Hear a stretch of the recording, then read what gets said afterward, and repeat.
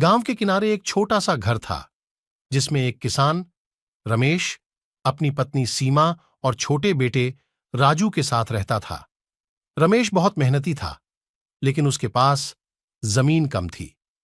एक दिन जब रमेश खेत में काम कर रहा था तो उसने एक चमकदार पत्थर देखा।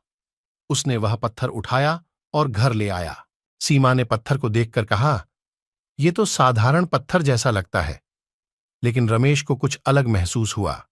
उसने पत्थर को घर के मंदिर में रख दिया। अगली सुबह रमेश जब खेत में काम करने गया तो उसने देखा कि फसलें अचानक से हरी भरी हो गई हैं। उसने सोचा कि यह किस्मत की बात है। लेकिन हर दिन कुछ न कुछ अच्छा होने लगा। कभी गाय ज्यादा दूध देने लगी, कभी बाजार में फसल का दाम बढ़ गया। उनकी हालत धीरे धीरे सुधरने लगी। एक दिन राजू ने खेलते हुए उस पत्थर को उठाया और अपने दोस्तों को दिखाने ले गया। सभी बच्चे पत्थर से खेलते खेलते पास के जंगल में चले गए।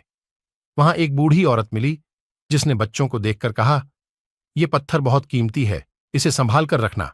दिया और कहा, यह पत्थर हमारी तकदीर बदलने वाला है, हम इसे नहीं बेचेंगे। व्यापारी ने सोचा कि अगर रमेश पत्थर नहीं बेचेगा तो वह चोरी से उसे ले जाएगा।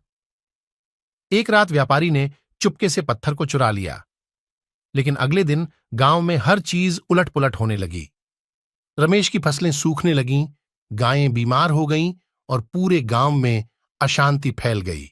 रमेश ने समझा कि यह सब पत्थर की चोरी के कारण हो रहा है। उसने गांव वालों के साथ मिलकर व्यापारी को खोजा और पत्थर को वापस ले आया।